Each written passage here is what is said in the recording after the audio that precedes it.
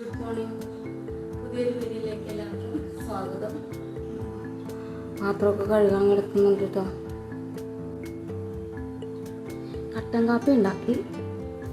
രാവിലത്തേക്കും ഉച്ചത്തേക്കൊക്കെ ചോറ് ഉണ്ടാക്കാൻ വിചാരിച്ചു. ചോറ് കറി എളുപ്പം ഉണ്ടാക്കാൻ പറ്റിയ കറിയാണ് ഉണ്ടാക്കാൻ.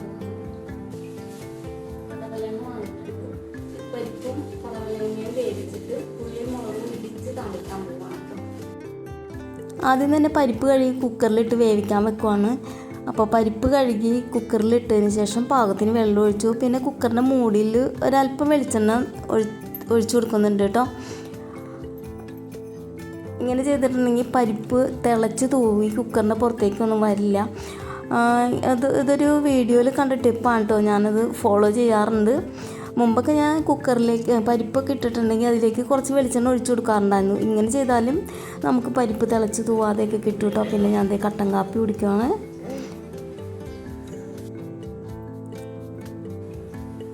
കാപ്പി കുടിച്ചതിന് ശേഷം കുറേ പാത്രങ്ങളുണ്ട് കേട്ടോ കഴുകാനായിട്ട്. അപ്പോൾ ഞാനതൊന്ന് കഴുകിയെടുക്കുകയാണ് കേട്ടോ. എല്ലാ ദിവസവും ഞാൻ രാത്രി തന്നെ പാത്രങ്ങളെല്ലാം കഴുകി കൗണ്ടർ ടോപ്പൊക്കെ ക്ലീൻ ചെയ്ത് വെക്കാറാണ്. ഇന്നലെ രാത്രി കുഞ്ഞുവാവ കുറച്ച് വാശിയിലായിരുന്നു. അതുകൊണ്ട് പിന്നെ രാവിലെ കഴുകാമെന്ന് വിചാരിച്ച് അങ്ങനെ ഇട്ടു. അങ്ങനെ ഇത് പാത്രങ്ങളെല്ലാം തേച്ച് കഴുകി എടുക്കുന്നുണ്ട്. അപ്പോഴേക്കും കുക്കറിൻ്റെ എയർ വന്നു. അപ്പോൾ വെയിറ്റ് ചെയ്ത് കൊടുക്കുകയാണ്. 2 വിസിൽ എടുത്തപ്പോഴേക്കും ഓഫ് ചെയ്തിട്ടു കേട്ടോ. പരിപ്പല്ലേ അപ്പോൾ അത്രയൊക്കെ മതിയാവും. അപ്പോൾ പാത്രങ്ങളെല്ലാം തേച്ച് കഴുകി കഴിഞ്ഞതിന് ശേഷം കൗണ്ടർ ടോപ്പും കൂടി ഒന്ന് തുടച്ചിടുന്നുണ്ട്. അങ്ങനെ ആ പരിപാടി കഴിഞ്ഞു.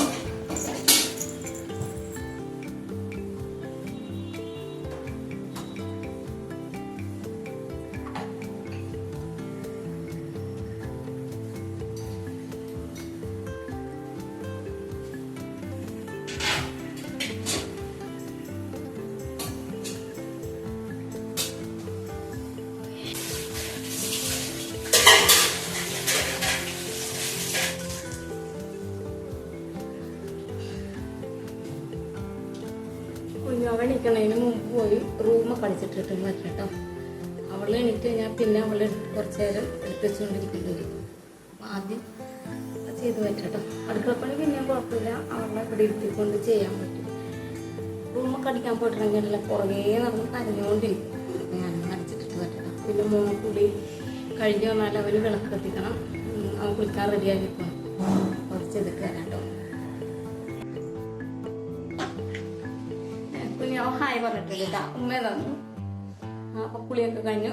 പരിപ്പ് വേവിച്ചിട്ട് ഇങ്ങോട്ട് നോക്കി പറയാം. ഇവിടെ നോക്കി പറയുമ്പോഴാണ്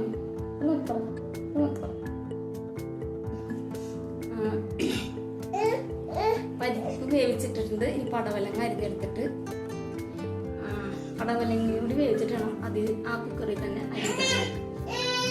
പടവലങ്ങ അരിഞ്ഞെടുത്തിട്ട്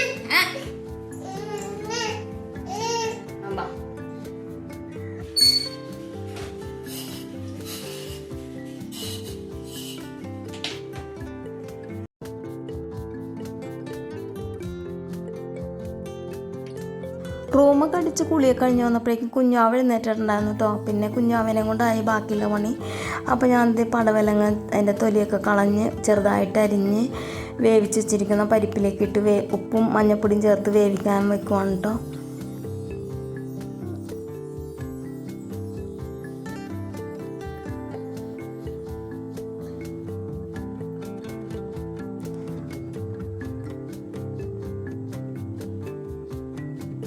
അപ്പോൾ അത് അരിഞ്ഞ് വെച്ചിരിക്കുന്ന പടവലങ്ങ ഒന്ന് കഴുകി പരിപ്പിലേക്ക് ഇട്ട് കൊടുക്കുവാണ്.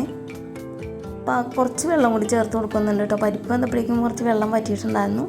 പാകത്തിനുള്ള ഉപ്പും മഞ്ഞൾപ്പൊടിയും ഇട്ട് വേവിക്കാൻ വെക്കും കേട്ടോ. അപ്പോൾ ഈ വീഡിയോ കുറച്ച് ദിവസം മുമ്പ് എടുത്തതാണ്. എൻ്റെ കൈ കുഴിനകം കുത്തിയിട്ടുണ്ടായിരുന്നു. ആ സമയത്ത് എടുത്ത വീഡിയോ കേട്ടോ. അതുകൊണ്ടാണ് ഞാൻ കൈ ഇങ്ങനെ വിരലിങ്ങനെ പിടിക്കുന്നു. കത്തിയൊന്നും പിടിക്കാൻ പറ്റുന്നുണ്ടായിരുന്നില്ല. അപ്പോൾ ഇതിന് വേണ്ട ഉള്ളിയും ഉണക്കമുളകും ഒക്കെ എടുത്തിട്ടുണ്ട്. അങ്ങനെ അത് ചതച്ചെടുക്കുവാണ്. അപ്പോഴേക്കും പടവലങ്ങ വെന്തിട്ടുണ്ടായിരുന്നു. കുക്കർ ഇറക്കി വെച്ചതിന് ശേഷം താളിക്കാൻ പോവാൻ കേട്ടോ. ചീനച്ചട്ടി വെച്ച് വെളിച്ചെണ്ണ ഒഴിച്ചു അതിലേക്ക് കടുകിട്ട് പൊട്ടി വന്നപ്പോഴേക്കും ചതച്ച് വെച്ചിരിക്കുന്ന ഉണക്കമുളകും കൊച്ചുള്ളിയൊക്കെ കൂടി ഇട്ട് കൊടുത്തു. കുറച്ച് വേപ്പിലയും കൂടി ഇട്ട് കൊടുത്തിട്ടുണ്ട്. അത് മൂത്ത് വന്നപ്പോഴേക്കും നമ്മുടെ വേവിച്ച് വെച്ചിരിക്കുന്ന പടവലങ്ങയും പരിപ്പും കൂടി ഇട്ട് ഒന്ന് തിളപ്പിച്ചെടുക്കുകയാണ് കേട്ടോ. ചാറുകറി ആയിട്ടാണ് വെക്കുന്നത്.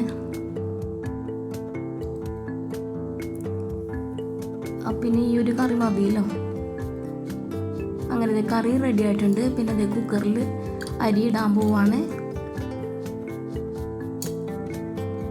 അപ്പോൾ എല്ലാ പാത്രവും കൂടി വേറെ കുക്കറൊക്കെ എടുത്ത് ചീത്താക്കണ്ടല്ലോ എന്ന് ഓർത്താണ് പരിപ്പ് വേവിച്ച് ആ കുക്കറിൽ തന്നെ ഇരുന്നത്. അങ്ങനെ നമ്മുടെ രാവിലത്തെ ജോലികൾ ഒരുവിധം തീർന്നിട്ടുണ്ട്. അപ്പോൾ ഇന്നത്തെ വീഡിയോ ഇത്രേ ഉള്ളൂ. പുതിയൊരു വീഡിയോ ആയിട്ട് വരുന്നത് വരെ ബൈ.